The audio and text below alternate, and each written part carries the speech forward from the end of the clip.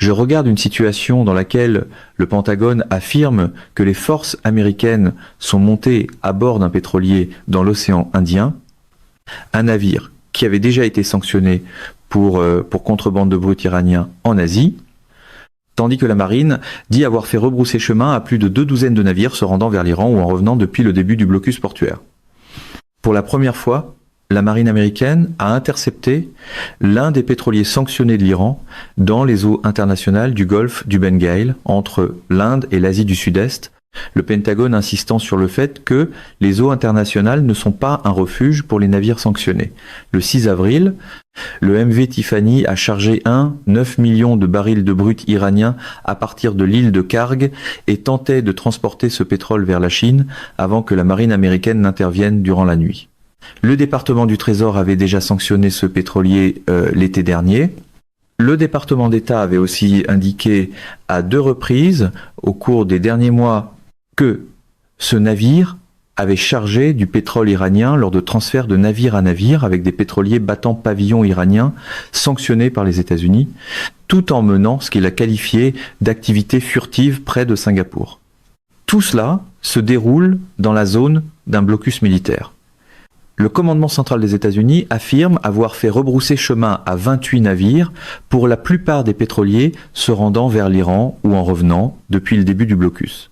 Au même moment, selon la firme d'analyse maritime Lloyd's List, plus de 2 douzaines de navires de la flotte fantôme ont continué d'entrer dans les ports iraniens et d'en sortir, tout en exportant des cargaisons d'origine iranienne durant la même période.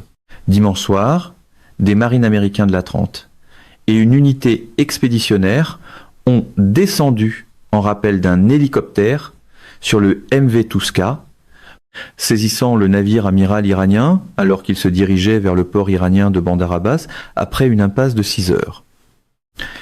Le destroyer lance-missile USS Prudence a tiré des projectiles dans la salle des machines du navire battant pavillon iranien dimanche, puis a pris le navire sous contrôle américain, où il demeure. Au même moment, le Pentagone a dévoilé le budget de défense de 1,5 billion de dollars de Donald Trump pour 2027, une hausse de 42%. La moitié ira à l'expansion de la base industrielle de défense. Il y a 18 milliards de dollars pour le bouclier antimissile Golden Dome. 3 fois plus sera dépensé pour les technologies de drones et de contre-drones, tout en ajoutant 44 000 soldats. Pourtant, selon le contrôleur intérimaire, le Pentagone ne réussira probablement toujours pas un audit avant encore 1 an. Certaines choses, visiblement, ne changent pas. Dans l'orbite trumpiste, même les chiffres aiment arriver en avion de chasse pendant que l'audit s'éclipse discrètement par la porte arrière. Ce qui ressort encore davantage, c'est le versant Maison Blanche de cette histoire. Environ une demi-heure avant l'un de ces reportages, Donald Trump est apparu à un événement avec des athlètes universitaires, n'a rien dit de sa décision de prolonger le cessez-le-feu, alors que le blocus naval restait en place, et n'a pris aucune question des journalistes en quittant la salle. Cela a laissé ouvertes des questions de base sur le moment où la proposition iranienne est attendue et sur la date possible du prochain cycle de discussion. Le scénario est familier, posture maximale sur scène, détails minimaux au micro. Trump prolonge le cessez-le-feu pour une durée indéfinie, quelques heures seulement avant son expiration prévue à la demande du Pakistan. Il a écrit en partie sur Truth Social que, compte tenu du fait que le gouvernement iranien est gravement fracturé, sans surprise, les États-Unis avaient été priés de suspendre leur attaque contre l'Iran jusqu'à ce que ses dirigeants et représentants puissent formuler une proposition unifiée. Cela vient après que l'Iran a exigé que les États-Unis lèvent le blocus naval comme condition à l'ouverture de discussions.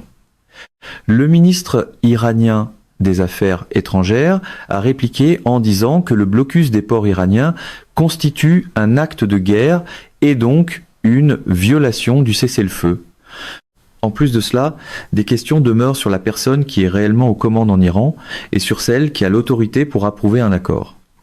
Les éléments avancés laissent entendre que la direction du corps des gardiens de la révolution islamique, le CGRI, mène le jeu et ne se sent pas encore contrainte de conclure un accord pour poursuivre le cessez-le-feu. Il y aurait eu des luttes internes en Iran entre le président du Parlement, qui se serait montré intéressé à négocier avec l'administration Trump, et le général Vaidi du CGRI, qui s'y serait fermement opposé. Trump, de son côté, s'est montré optimiste plus tôt dans la journée au sujet des interlocuteurs des États-Unis. Il a dit que les États-Unis avaient éliminé leurs dirigeants, ce qui complique les choses d'une certaine manière, mais que ces dirigeants sont beaucoup plus rationnels. Il a même parlé de changement de régime, peu importe le nom qu'on veut lui donner.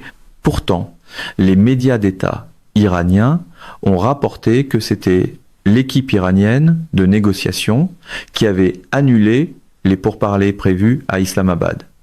Voilà la méthode Trump dans un seul cadre. Appelez cela pression, appelez cela patience, appelez cela paix, puis laissez tout le monde deviner quel costume portait la phrase.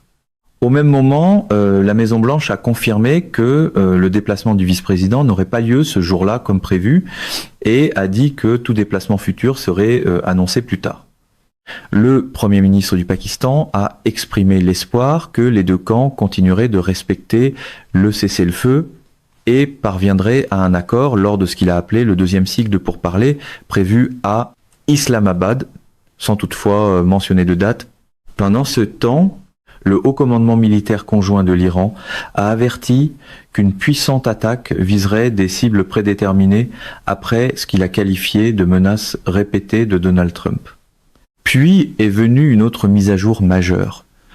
Trump a dit que les États-Unis prolongeaient le cessez-le-feu avec l'Iran à la demande du Pakistan dans l'attente de ce qu'il a appelé une proposition unifiée du régime.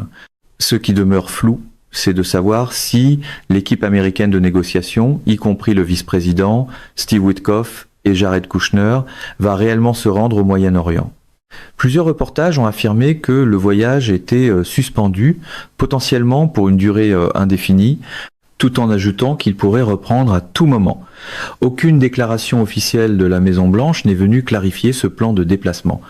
Dans l'univers Trump, même l'itinéraire négocié avec lui-même avant le départ, les propres mots de Trump étaient explicites. Il a dit que, compte tenu du fait que le gouvernement iranien est gravement fracturé, sans surprise, et à la demande du maréchal Hassim Munir et du Premier ministre du Pakistan, les États-Unis avaient été priés de suspendre leur attaque contre l'Iran jusqu'à ce que ses dirigeants et représentants puissent présenter une proposition unifiée. Il a dit qu'il avait donc ordonné à l'armée de maintenir le blocus et, sur tous les autres plans, de demeurer prête et capable, et qu'il prolongerait donc le cessez-le-feu jusqu'au moment où la proposition serait soumise et où les discussions seraient conclues d'une manière ou d'une autre. Cette déclaration soulève la question centrale. Qui détient réellement le pouvoir de conclure un accord en ce moment en Iran ? L'équipe de négociation, y compris le ministre des Affaires étrangères, n'a peut être pas l'autorité pour l'approuver. En même temps, il semble y avoir une prise de pouvoir de certaines composantes de la direction du CGRI, y compris son nouveau chef, Ahmad Vaidi, décrit comme l'architecte des organisations terroristes iraniennes à l'étranger et comme une figure très dure. Donc ce à quoi Trump semble faire allusion, c'est que le gouvernement iranien ne peut être même pas suffisamment organisé pour prendre une décision cohérente et que les États-Unis ne savent peu, être pas exactement qui, du côté iranien, a l'autorité de signer quoi que ce soit. Trump semble disposé à attendre avant de reprendre les combats pour voir si cette option diplomatique peut être élaborée, mais la question de savoir si cela inclut un déplacement de la délégation américaine reste floue. Le vice-président Steve Witkoff et Jared Kushner devaient apparemment se rendre à Islamabad ce jour-là, mais d'autres reportages laissaient entendre qu'ils étaient plutôt revenus à la Maison-Blanche, et la Maison-Blanche n'a pas confirmé où ils se trouvaient ni quels étaient leurs plans de déplacement. Il s'agit d'un développement majeur dans le conflit avec l'Iran. Trump prolonge le cessez-le-feu à la demande des dirigeants pakistanais qui ont servi de médiateurs dans les négociations, et il le fait parce qu'il affirme que le régime iranien est gravement fracturé. Il dit que les États-Unis ont été priés de suspendre leur attaque jusqu'à ce que les dirigeants et représentants iraniens puissent formuler une proposition unifiée pendant que l'armée américaine maintient le blocus et demeure prête et capable. Plus tôt, Trump a aussi exposé ce qui se produirait si l'Iran ne concluait pas d'accord. Il a dit qu'il s'attendait à bombarder parce que c'est une meilleure attitude avec laquelle entrer dans la partie, mais il a aussi insisté sur le fait qu'il voulait conclure un bon accord, en fait un grand accord, et qu'il n'allait pas se laisser presser parce qu'il a tout le temps du monde. Peu de choses résument mieux le message guerrier de l'ère Trump que de menacer d'une main et de vendre la menace comme un produit haut de gamme de l'autre. Au même moment, ce conflit déborde dans la politique intérieure américaine. Le sénateur du Connecticut Chris Murphy a réagi à un reportage affirmant que des navires iraniens avaient franchi le blocus américain dans le détroit en publiant le mot « awesome », même si ce reportage s'est révélé par la suite faux et issu de la propagande iranienne. Murphy a reculé après les critiques généralisées, mais il a refusé de s'excuser, disant que Twitter était devenu un dépotoir et qu'il devrait probablement cesser d'y faire du sarcasme. Malgré cela, plusieurs autres démocrates n'ont pas reculé dans leurs attaques contre Trump au sujet du conflit. Leur position était que personne n'encourageait l'Iran, mais qu'il s'opposait à un président qui, selon eux, agit illégalement et à grands coups. La critique est allée plus loin, avec l'argument voulant que Trump n'ait aucun plan, n'ait jamais eu de stratégie de sortie, et qu'il ait maintenant perdu à la fois la guerre et la paix, au point où l'on se tourne vers les mollahs en Iran pour savoir si ce que dit le président correspond à la réalité. Je vois aussi ici une autre ligne d'analyse. La demande de suspendre l'attaque n'est pas nécessairement venue des Iraniens. Elle a peu être été formulée par des alliés du Golfe qui demandaient un peu plus de temps. Le fait que l'Iran soit fracturé signifie que personne ne sait vraiment à qui il a affaire. Le CGRI peut être impliqué. L'ayatollah peut être impliqué. En plus de cela, il y a eu l'information selon laquelle un navire intercepté durant le week-end était chinois et transportait apparemment des produits chimiques possiblement utilisables pour fabriquer des missiles. Cela crée un problème géopolitique beaucoup plus large sur toute la ligne. Dans ce sens, malgré toute l'incertitude dans le langage de Trump, prolonger le cessez-le-feu peut être la bonne décision pour le moment. Cette incertitude n'est pas un effet secondaire du style de communication trumpiste. C'est souvent le produit lui-même qui est mis en marché. Il y a aussi l'aspect pratique. J.D. Vance aurait fait ses valises et était prêt à partir et toute la situation ressemble à un passage à l'aéroport où le vol est sans arrêt annulé puis rétabli. La voie à suivre n'est pas claire du tout si le problème fondamental est que la partie iranienne n'arrive pas réellement à prendre une décision. Malgré cela, la pression économique sur le régime est écrasante et c'est peut être le mécanisme qui finira par le forcer à venir à la table. Cette pression est réelle, le blocus l'a imposée et le secrétaire Bessant a signalé que l'opération économique se poursuivait au moyen de nouvelles sanctions. De mon point de vue, la chose la plus honnête intellectuellement à dire en ce moment, c'est que personne ne sait vraiment ce qui se passe dans la guerre contre l'Iran. Je suis pas entièrement certain non plus que Donald Trump ait un contrôle complet sur ce qui se passe et cela devrait l'inquiéter comme cela devrait inquiéter quiconque suit cela de près. Quand même, le narrateur n'arrive plus à distinguer où la politique se termine et où la mise en scène commence. La conférence de presse a déjà trop gouverné. L'Amérique et Israël réunis ont évidemment l'armée la plus puissante que le monde ait jamais connue et ils ont infligé des dommages énormes sur le plan militaire dans cette guerre. Mais il y a aussi eu une guerre asymétrique qui s'est déroulée autour de cette petite étendue d'eau qu'on appelle le détroit d'Ormuz. L'Iran a attaqué ses voisins du Golfe d'une manière terriblement efficace et cela a endommagé le modèle économique de ces États du Golfe qui reposent sur la sécurité, le soleil, le tourisme, le sport, le divertissement et l'image de stabilité.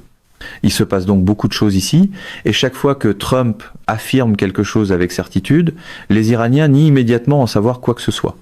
Cela laisse planer une question fondamentale sur l'ensemble de la situation. Qui sait réellement ce qui est vrai ? Ce qui semble clair, en revanche, c'est que le plan initial, visant potentiellement à provoquer un changement de régime, ne s'est pas matérialisé et rien n'indique qu'il se réalisera. Il n'y a aucun soulèvement public visible en Iran. Au lieu de cela, tout se resserre autour du détroit d'Ormuz. Les dommages économiques causés à l'Iran sont évidents et l'Iran a clairement un problème majeur à cet égard. Mais les dommages économiques et politiques pour Trump deviennent eux aussi dangereux. C'est un compte à rebours vers les élections de mi-mandat, et les sondages cités semblaient sombres. La majorité des Américains n'appuient pas cette guerre. Ils préféraient que Trump se concentre sur l'agenda intérieur, et ils veulent que ce conflit prenne fin. De ce point de vue, le conseil qui lui est donné est simple. Sortir de cela aussi vite et aussi proprement que possible. Parce que plus cela dure, pire cela devient pour tout le monde. Le camp Trump aime vendre l'escalade comme un levier jusqu'au moment précis où la facture arrive sous forme de chiffres dans les sondages. Au même moment, Trump a maintenant dit que les États-Unis prolongent le cessez-le-feu avec l'Iran à la demande du Pakistan dans l'attente d'une proposition unifiée du régime. Encore une fois, l'inconnu est de savoir si l'équipe américaine de négociation, y compris le vice-président Steve Witkoff et Jared Kushner, se rend réellement au Moyen-Orient. Des reportages ont affirmé que le voyage était suspendu potentiellement pour une durée indéfinie, mais aussi qu'il pourrait reprendre à tout moment. Aucune déclaration officielle de la Maison-Blanche n'a dissipé cette ambiguïté. Ce qui a été confirmé, c'est que le cessez-le-feu a été prolongé pour une durée indéfinie pendant que le blocus demeure en place. La déclaration de Trump précise encore la logique invoquée. Il dit que le gouvernement iranien est gravement fracturé et que, à la demande du maréchal Hassim Munir et du Premier ministre du Pakistan, les États-Unis ont accepté de suspendre leur attaque jusqu'à ce que les dirigeants et représentants iraniens puissent formuler une proposition unifiée. Entre-temps, le blocus demeure et l'armée reste prête et capable jusqu'à ce qu'une proposition soit soumise et que les discussions soient conclues d'une manière ou d'une autre. Le problème, toutefois, reste le même. Personne ne semble certain de savoir qui, en Iran, détient réellement le pouvoir de conclure un accord. L'équipe de négociation, y compris le ministre des Affaires étrangères, n'a peut-être pas cette autorité. Il semble y avoir une prise de pouvoir de la direction du CGRI, y compris Ahmad Vahidi, un dur étroitement associé au réseau terroriste iranien à l'étranger. Cela laisse croire que le gouvernement iranien n'est peut être même pas en état d'agir de façon cohérente. Trump semble prêt à donner plus de temps à la diplomatie avant de reprendre les combats, mais même cela est enveloppé d'incertitudes parce que personne ne peut confirmer si la délégation américaine va réellement quelque part. Le vice-président Steve Witkoff et Jared Kushner devaient apparemment se rendre à Islamabad ce jour-là, mais des reportages indiquaient aussi qu'ils étaient revenus à la Maison-Blanche. Et la Maison-Blanche n'a confirmé ni leur emplacement, ni leur projet de déplacement. Cette incertitude se reporte directement dans l'analyse militaire. Une thèse veut que cette prolongation du cessez-le-feu n'est pas d'échéance déterminée et dépend de quelque chose d'extrêmement difficile à définir, une réponse unifiée de la direction iranienne. L'Iran est clairement en plein tumulte et dans l'ambiguïté en ce moment. Et, du point de vue américain, le temps pourrait davantage jouer en faveur de Washington que de Téhéran. Il est aussi avancé que beaucoup de choses se passent en coulisses sans que le public le voie, avec des gens expérimentés qui gèrent la situation de façon invisible. Les États-Unis signalent sans ambiguïté qu'ils ont des cibles, de la détermination et de la discipline de leur côté. Gagner un peu plus de temps pourrait être utile, mais cela pourrait aussi se retourner contre eux parce que personne ne sait exactement ce que font l'Iran et ses mandataires en ce moment, quel type de négociation ils mènent, ni ce que la Chine et la Russie peuvent faire en coulisses. La Chine dépend du pétrole iranien. Poutine est déjà sous forte pression à cause de l'Ukraine et de l'économie russe. Cela signifie qu'il peut y avoir un mouvement stratégique plus large en arrière-plan. Malgré cela, les États-Unis disposent toujours du renseignement, d'aéronefs, de troupes au sol et de forces qui demeurent prêtes à la mission. La ligne trumpiste consiste toujours à dire que tout est sous contrôle, ce qui rassure jusqu'au moment précis où chaque phrase a besoin de 3 réserves et d'un deuxième porte-parole. Il y a aussi ici une inquiétude bien connue. L'Iran est souvent décrit comme un maître de la négociation par le délai, de l'art d'étirer les pourparlers aussi longtemps que possible. Dans le pire scénario, plus de temps permettrait à l'Iran de consolider ses relations avec la Russie ou la Chine, peut être de se réapprovisionner, peut être de se repositionner et peut être de gagner un avantage, même insuffisant, pour échapper aux renseignements américains. D'un autre côté, ces 2 semaines, on peut être aussi aidé les États-Unis, parce que l'Iran a probablement exposé certaines de ses propres positions et certains de ses réseaux pendant la pause. Si les frappes reprennent, il pourrait maintenant y avoir de meilleurs renseignements sur les lieux à viser et sur les personnes à viser. Malgré cela, la question la plus difficile reste politique. Si le régime iranien est censé produire une proposition unifiée, à qui donne-t-on exactement du temps pour le faire ? D'un côté, il y a le CGRI et c'est dur. De l'autre, il y a les négociateurs des services étrangers et les membres du Parlement. Ils ne semblent pas du tout sur la même longueur d'onde. Cela rend l'idée même d'une proposition unifiée profondément mal définie. De ce point de vue, la réponse honnête est que personne ne sait vraiment comment ils sont censés en produire une.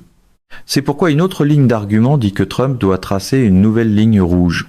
Il peut négocier, il peut fixer une nouvelle date de cessez-le-feu, mais il doit y avoir un mandat clair, selon lequel, si cela n'est pas réglé dans un certain délai, une action suivra. En ce moment, ce qu'il offre ressemble à un rameau d'olivier. Peut être que cela fonctionne, peut être que l'Iran parvient à un accord, mais l'incertitude est profonde. La direction iranienne est en plein tumulte, et même si cela peut favoriser les États-Unis à certains égards, plus de temps donne aussi à Téhéran la possibilité de se regrouper, de réévaluer la situation et potentiellement de créer une menace ailleurs, sinon dans le détroit d'Ormuz lui-même. Les lignes rouges à la Trump ont tendance à sonner comme du permanent jusqu'à ce qu'un nouveau message annonce une version révisée en lettres majuscules toutes fraîches. Le résultat, c'est qu'il y a trop de chaos pour avoir une réelle confiance dans l'émergence d'une proposition unifiée en provenance d'Iran. S'il existe une raison d'être optimiste, ce doit être que Trump croit disposer de renseignements suggérant qu'il y a au moins une possibilité quelque part à l'intérieur de l'Iran qu'une proposition prenne forme. Sinon, la prolongation du cessez-le-feu aurait bien peu de sens. Sur les plans diplomatiques et militaires, il demeure d'énormes points d'interrogation. L'Iran dit avoir de nouvelles cartes prêtes à déployer sur le champ de bataille, mais une analyse rejette cela comme de simples cartes rhétoriques. Il est difficile d'imaginer que l'Iran ait reçu de la Russie ou de la Chine un équipement significatif capable de faire une différence stratégique sur le champ de bataille. Entre-temps, les États-Unis ne sont pas restés immobiles pendant le cessez-le-feu. Plusieurs milliers de tonnes de nouvelles munitions auraient été acheminées dans la région. D'importants travaux d'entretien ont été effectués sur les aéronefs et les navires. Les pilotes ont eu du temps de repos et davantage d'avions de combat ont été déplacés vers la région. Cela signifie que si Trump décide de lancer une nouvelle offensive, les premiers jours pourraient voir l'application d'une quantité record de puissance aérienne. Cela mène à la question suivante. Quelles seraient les cibles ? Une thèse soutient que le discours sur les ponts et les centrales électriques fait partie de la guerre de l'information menée par les Américains. Frappe sur ces cibles, combinées au blocus, reviendrait à punir toute la nation iranienne et à forcer un effondrement à tous les niveaux du gouvernement. Mais ce n'est pas nécessairement la voie la plus probable. Une autre possibilité est que, pendant les 2 semaines de cessez-le-feu, des éléments du corps des gardiens de la révolution islamique soient revenus au grand jour et recommencé à communiquer après avoir été durement frappés et après l'éclatement de leur commandement et contrôle. Si c'est le cas, et si ces communications ont été interceptées, alors les États-Unis auraient maintenant identifié les adresses et les emplacements des gens mêmes qui prétendent être aux commandes. Dans ce cas, ces individus se retrouveraient maintenant sur la liste des cibles. Dans le camp Trump, la guerre de l'information signifie souvent que le titre arrive d'abord et que la carte se déplie plus tard. Cette ligne d'analyse devient encore plus sombre lorsqu'elle aborde la brutalité propre au régime iranien. Elle évoque la pendaison et l'exécution de jeunes femmes, ainsi que l'idéologie qui, selon ce récit, appelle au viol collectif avant l'exécution pour leur enlever un chemin vers le paradis. Dans cette perspective, les responsables ne sont pas seulement des dirigeants politiques, mais des individus marqués pour élimination. Et l'attente est que l'armée américaine se prépare à commencer à les tuer. Dans cette logique, l'optimisme quant aux négociations est minime. Le régime a été brisé. Son unité de commandement était dévastée. Le CGRI ridiculise ouvertement le ministère des Affaires étrangères parce que le rôle de ce ministère est de négocier, de retarder, de mentir et de tricher, non pas de se battre. Il y a aussi une autre dimension brutale à cette analyse. Les commandants extrémistes du CGRI ont abusé du peuple iranien depuis 1979, et s'ils perdent le contrôle de la situation, alors même si les bombes et les missiles ne les tuent pas, leur propre peuple pourrait les traîner dans la rue et les tuer d'une manière encore plus publique et violente. En ce sens, c'est un combat existentiel pour le CGRI. C'est soit la mort sur le plan intérieur, soit la mort aux mains des États-Unis.